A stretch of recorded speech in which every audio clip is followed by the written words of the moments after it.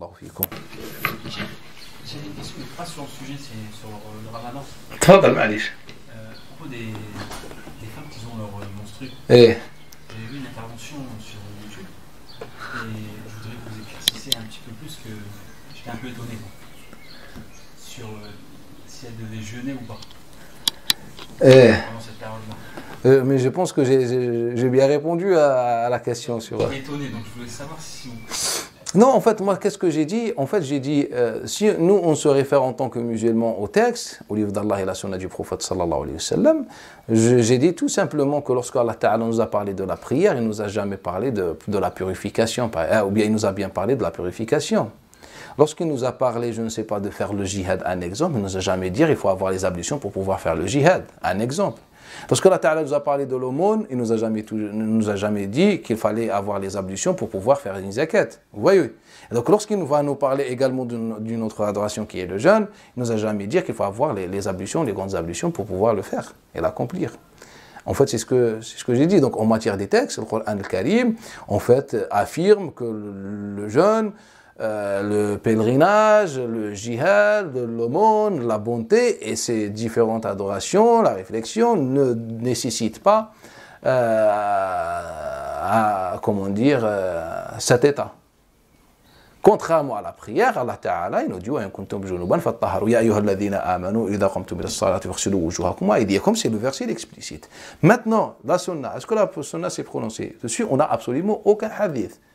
Vous pouvez faire 3 milliards de recherches, vous allez revoir toujours les deux hadiths qui sont connus, que je crois j'ai traité, le hadith qui est connu, que les femmes sont moins intelligentes que les hommes, ou elles sont diminuées par rapport aux hommes, le hadith que vous connaissez, ça je l'ai expliqué à plusieurs déjà interventions, et j'ai expliqué que ce hadith-là, le tout premier qui a prononcé ce texte-là, en fait, ce récit, en fait c'est le Hassan al-Basri, il l'a importé des légendes, de certaines légendes et certains mythes. Ça n'a aucun rapport avec l'islam, et que ce hadith-là, il a été adopté par, comment il s'appelle, Amr ibn Abdullah ibn Dinar, et Abdullah ibn Dinar l'a donné à Zayd ibn Aslam, et donc là on s'est retrouvé avec la première version, la première chaîne de Abi Huraira, Zayd ibn Aslam par la suite, il va l'attribuer à Abu Sa'id al-Khudri. En fait, ça s'arrête là. Ce n'est pas un hadith prophétique. Et le deuxième texte, le hadith qui est connu, le hadith attribué à Aïcha, même si il est absolument il n'est pas du tout authentique, le hadith de, comment il s'appelle, de Mu'adha al-Adawiyya qui pose la question à Aïcha radiallahu anha, mais elle n'a jamais déjà parlé du jeûne. Elle a parlé uniquement de la prière, que la femme, pendant les menstrues, elle ne fait pas la prière. C'était la question, et j'ai expliqué que la majorité des transmetteurs, c'est ce qu'ils racontent ou rapportent, comme j'ai évoqué Yazid al-Rijl, j'ai évoqué Rabi Qilaba, j'ai évoqué, je ne sais pas, Qatada ibn Di'ama, etc. Et puis il y a un autre hadith qui est également attribué à Aïcha, le hadith de Abdullah al-Bahi et Abdullah ibn al-Bahi de Suddi et de Abi Salama ibn Abdurrahman, qui dit à Aïcha radiallahu anha que parfois,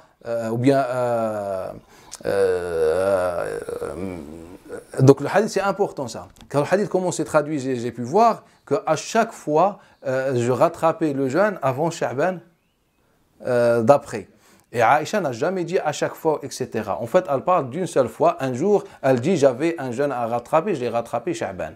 Mais elle n'a jamais utilisé l'imparfait, c'est que je rattrapais souvent, etc. En fait, c'est la version de Abi Salama ibn Abdurrahman que les gens vous ont donnée. Mais les autres versions, en fait, disent toutes que Aïcha a dit tout simplement qu'elle a rattrapé une fois le jeûne au mois de Sha'ban.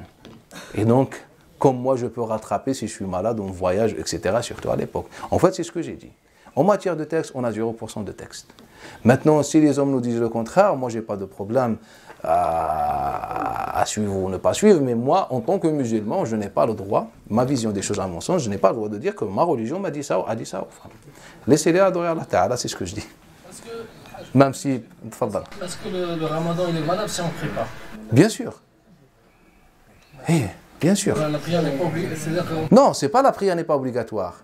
La prière c'est une chose, le jeûne c'est comme quelqu'un qui prie et qui ne fait pas le pèlerinage. Sa prière est valide ou pas? Ou bien qui fait le pèlerinage et il ne prie pas. Son pèlerinage est valide ou pas? Bien sûr. Quelqu'un qui donne le zakat et il ne prie pas. Sa zakat est acceptée ou pas? Quelqu'un qui prie et ne donne pas de zakat, sa prière est acceptée ou pas? Quelqu'un qui fait la prière et ne jeûne pas, sa prière est acceptée ou pas? Quelqu'un qui jeûne et ne fait pas la prière, en fait, ça n'a aucun rapport. Ça, c'est les piliers de l'islam, c'est les adorations de l'islam. Mais La prière ne différencie pas le mécréant du... c'est ce que le régime disait à l'époque. Le hadith attribué à Jabir ibn Abdullah. Non. La prière, c'est l'un des piliers de l'islam, comme la zakat, comme la bonté, etc. Bien après zakat, ou bien le pèlerinage et le jeûne, en fait, ça s'arrête là. Moi, par exemple, je suis musulman. Je fais des erreurs. Je ne prie pas, mais Ramadan est venu et j'ai envie de jeûner. Allah m'empêche. Peut-être le jeûne va me changer. Moi, je suis un mauvais musulman, ma'alish. Je prie et je ne fais pas zakat. Mais un jour, peut-être, je ferai zakat. Ou bien, je ne prie pas et j'ai de l'argent, je voulais partager zakat. Mais est-ce que Allah Ta'ala va fermer les portes de l'khayr? Non. En fait, c'est ça. Il ne faut pas mélanger les choses. Alors, il n'existe absolument aucun texte en islam qui dit que la prière est une condition pour pouvoir donner zakat ou faire le pèlerinage ou faire le jeûne. En fait, c'est ce que les hommes ont inventé. C'est tout simplement ça. Le musulman est appelé à faire le khayr, le musulman est appelé à répondre à l'appel de son Seigneur. Mais le musulman, dans le Coran al-Karim, il est présenté comme un homme imparfait, qui essaye de se purifier, d'être meilleur, etc. En fait, c'est ça. Nous, on veut mélanger, on dit que celui qui ne prie pas, etc. Ça, c'est des débats qui ont été inventés par le régime, en fait, pour préoccuper et occuper les gens par des sujets inutiles. Hadith qui dit que la première des choses qu'Allah subhanahu wa ta'ala va nous demander, c'est la prière. Barakallahu fik, c'est la parole de Ka'b al-Ahbar, en fait. Ça, c'est l'un des exemples. Awwal ma yus'al al-'abd 'an rabbih as-salat. Vous connaissez ce hadith-là? La première chose sur laquelle sera interrogé, c'est Ka'b al-Ahbar qui l'a dit.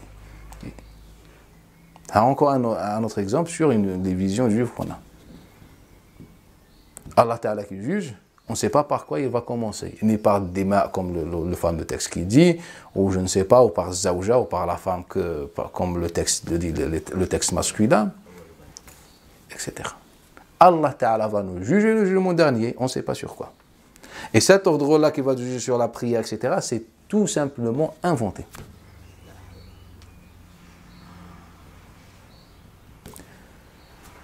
Moi, à mon avis, si vous me posez la question par quoi, pour avoir un avis pas, j'aurais dit que Allah Ta'ala, selon lui et selon le Coran al-Karim, il va nous interroger en premier temps sur notre relation avec les autres. Pour quelle raison? Car quand je prends toutes les sourates qui sont descendues au début de l'islam, c'était le sujet principal.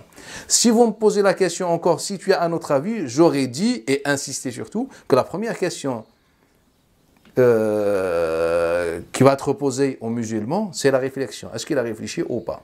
Car quand j'ai lu toutes les sourates, vous pouvez lire le Coran al-Karim, il est accessible, alhamdoulilah, et vous allez voir que toutes les sourates de Makkah, le premier temps de l'islam, le début de l'islam, la réflexion, réfléchir. C'est pas réfléchir dans le domaine religieux, réfléchir. Pour moi, donc si vous voulez maintenant me poser une question, quelles sont les premières personnes qui entreront au paradis? Je vous dis l'ingénieur, le médecin, le penseur, le philosophe, le sociologue, le psychologue. Quels sont les derniers qui seront rentrés au paradis? Ceux qui sont toute la journée dans la mosquée. Ingénieur. Là, je parle pas le des retraités. Ingénieur, تقول قبل ما يقراش الفاتحة ما عرفش يقرا يدخل قبل ما لا ماناش نحكيو على les retraités. On parle pas des retraités. Les retraités autrefois ils étaient etc. Mais quand je dis ingénieur etc. pas mais quelqu'un qui apporte. Quelqu'un qui apporte, qui a un métier, soit dans sa tête, soit dans sa langue, soit dans ses mains, un mécanicien, un plombier, quelqu'un. Selon le Coran al-Karim, ce sont les gens qui entreront les premiers au paradis. Car Allah Ta'ala s'est adressé tout le temps, à chaque fois dans les sourates, à cette catégorie de gens, des gens qui sont utiles, des gens qui sont productifs, etc. Alors, et nous, on a imaginé la prière, après tu regardes, après Allah Ta'ala, il regarde si il te manque quelques prières, si tu as fait des sunnahs, etc. Et il dépanne à ça avec ça, et après il regarde, c'est faux. C'est Ka'b al-Ahbar. Sauf si il est messager, vous dites Ka'b al-Ahbar, sallallahu alayhi wa sallam, et vous pratiquez.